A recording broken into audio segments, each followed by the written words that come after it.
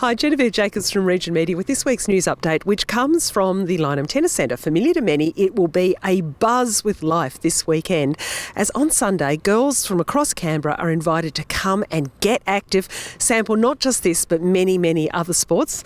Among them, netball, basketball, and of course tennis. Kim Catchell is with me from Tennis ACT.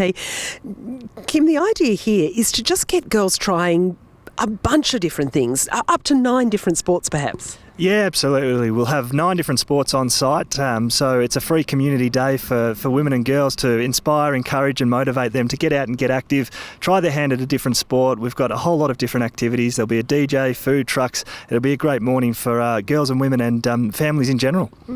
Nicole, one of the things we've noticed with the pandemic is that people have stayed inside a lot. That goes for kids in particular. There's been perhaps a decline in participation in team sports. The message is to get back out there.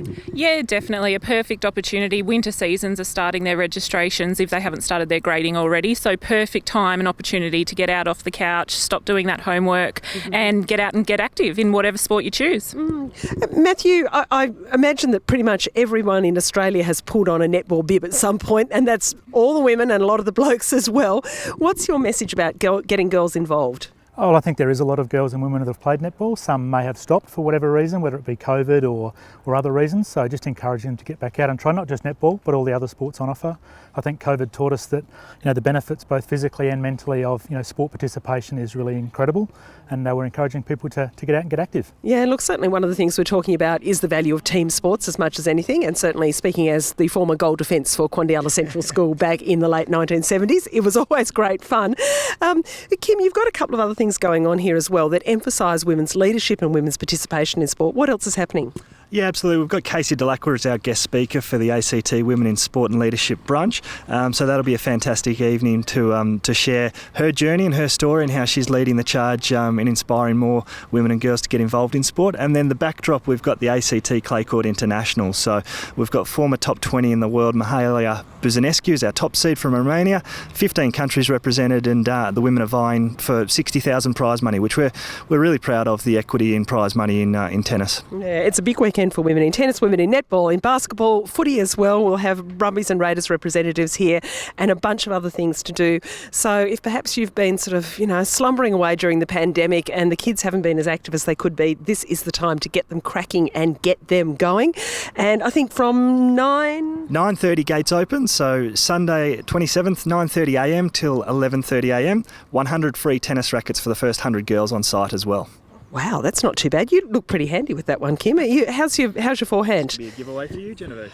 So, Harbour Bridge, over and through. No.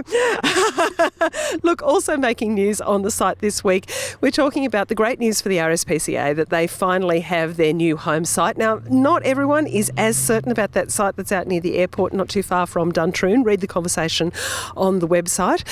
We've also had an article from Tim Gable that's prompted quite a lot of discussion about levels of abuse directed towards umpires and referees. And I'm sure everyone here would agree that that is just totally not on, not fair. And Tim reminds us that for sport to continue, we need the services of those volunteers.